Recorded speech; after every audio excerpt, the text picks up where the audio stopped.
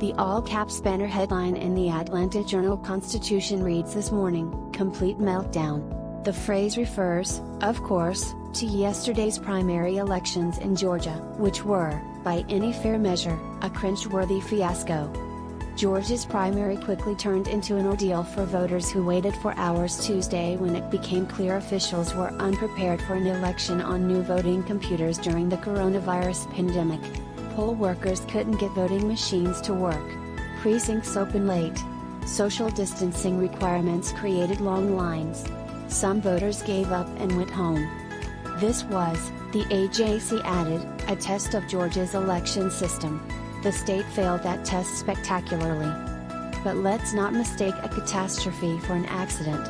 As Rachel explained on the show last night, this was a disaster that many saw coming. Georgia's 2018 elections were a mess, as then Secretary of State Brian Kemp, administering his own gubernatorial election, kicked hundreds of thousands of voters off the ballot rolls, leading to widespread breakdowns and dysfunction.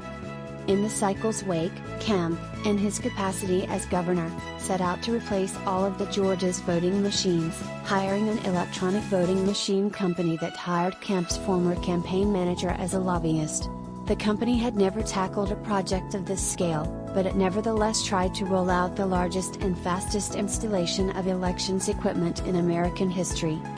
That effort obviously, and predictably, didn't work.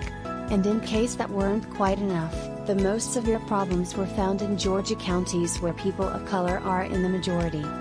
It's an indefensible dynamic regardless of location, but let's not forget that Georgia is likely to be a battleground state this year, and not only at the presidential level.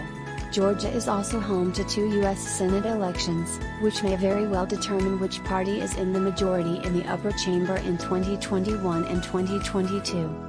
If the Peach State can't properly administer a primary election, imagine the nightmarish scenario that's slated to unfold in the fall, when turnout is vastly higher, and the direction of the United States' future may hinge on the integrity of Georgia's election results.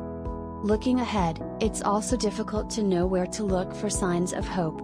Georgia's Republican-led state government helped create the mess. Republican-appointed justices on the U.S. Supreme Court helped pave the way for the mess by gutting the Voting Rights Act. The U.S. Justice Department hasn't shown any interest in protecting the franchise since 2017, and Donald Trump's White House is actively involved in an aggressive campaign to make voting more difficult in the hopes that it will increase the odds of the president holding onto power.